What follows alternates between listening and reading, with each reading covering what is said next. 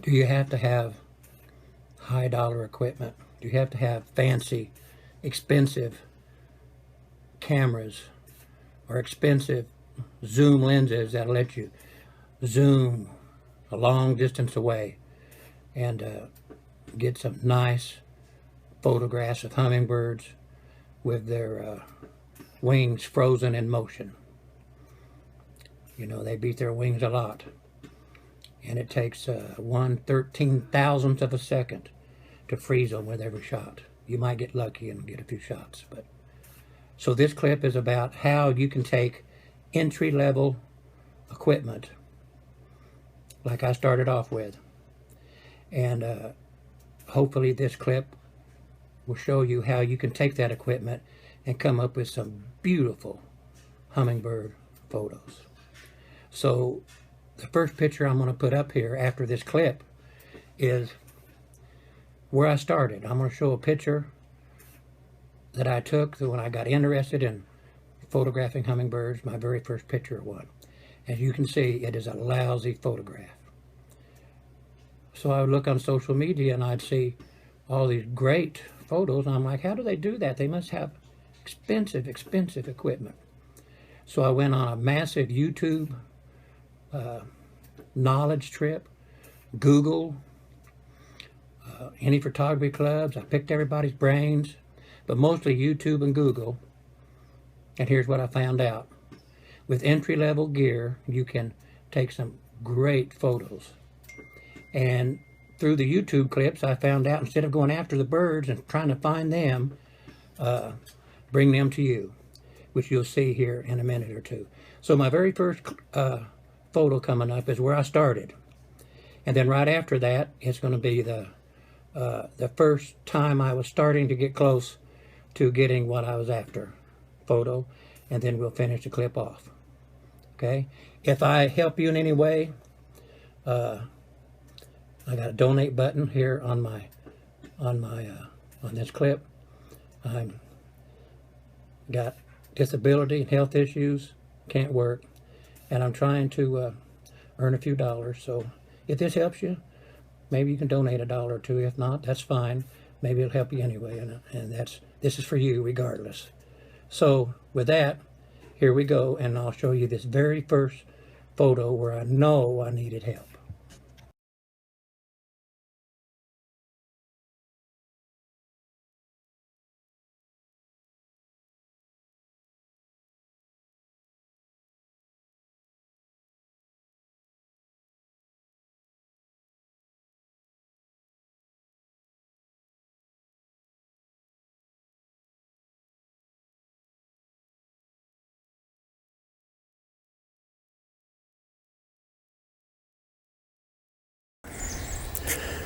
This is my raised flower bed that I use to capture and attract my hummingbirds and butterflies and other kinds of birds.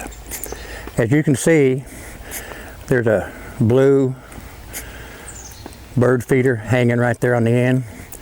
When it comes hummingbird time, about April here and where we live, I'll hang a hummingbird feeder right where that blue one is. Okay, and I'll get them used to coming to that. And in this raised flower bed, I'll have a lot of perennials, trumpet vines, I went on Google and did a Google search of what kind of flowers attract hummingbirds, and that's what's planted in there, perennials. They'll all be coming up. This year I'm going to have a water fountain in there because it's important to have some kind of a moving water of some sort, shallow water, that the hummingbirds can drink and bathe in.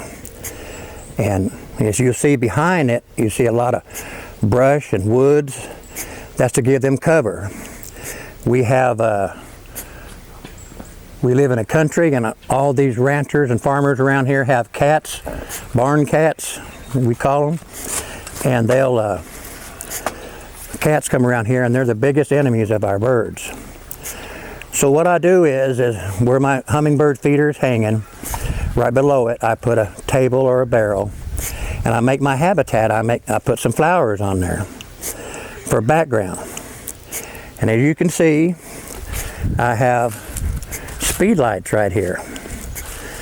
I have, now keep in mind, right where the blue is, of the Hummingbird feeder, right here is my tripod with my SB26 speed light, 45-degree angle off, pointed up. And over here is a speed light, 45 degrees off, pointed down. And right here is where I'll mount my camera. I can either use a speed light on it or use the built-in flash. And from that camera, there'll be a cord from the camera here going into this blind, about a 3-foot cable that I can, once my hummingbirds are coming to this, what I'll do is on that table or on that, and I have my flower display there, I'll set a little vase with one single flower coming out. And I'll pre-focus on my camera here. I'll pre-focus right on the spot where I want to take the picture of that hummingbird. And when I get all set, I'll squeeze a little bit of my sugar water into that flower, and then I will remove the feeder. And the hummingbird will come and he'll hover around that, and then he'll go right down to that flower. When he goes in, I'll let him go in and get a drink, and when he comes out to where I focus, pow, I'll take my shot. The SB26s, as you can see,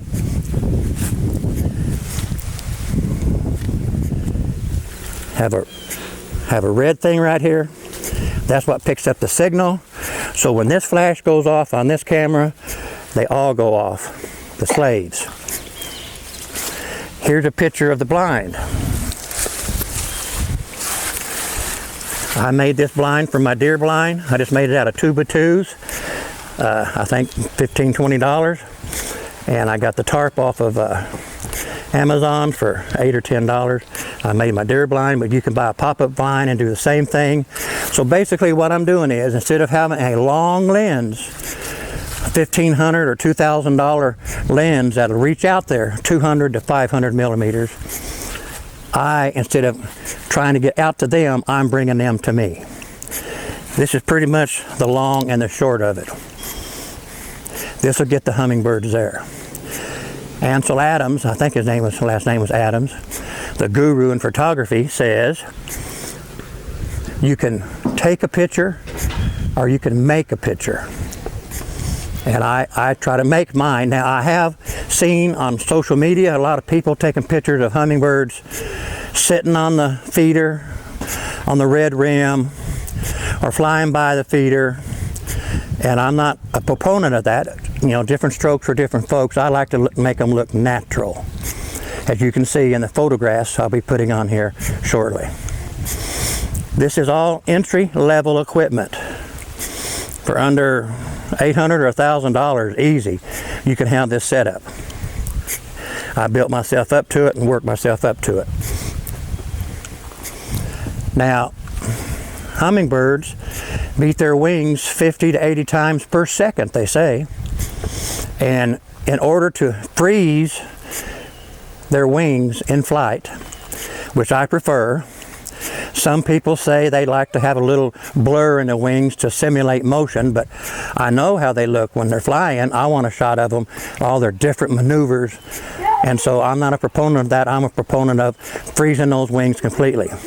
It's flash duration that does that, not your shutter speed. It takes 1/13,000th of a second to freeze the motion in the wings. My $1,500 D500 camera only goes to 1/8,000th. Now you might get lucky and get a shot every now and then where you can freeze it, but your shutter speed will have to be so high, your ISO will have to be so high that your picture it'll be hard to get a good photograph. So what I do is, it's the flash duration, not the shutter speed. So I put my shutter speed on 1/250th of a second, sync it to my camera and my flashes, and the flash duration is what freezes the motion on all of these photographs.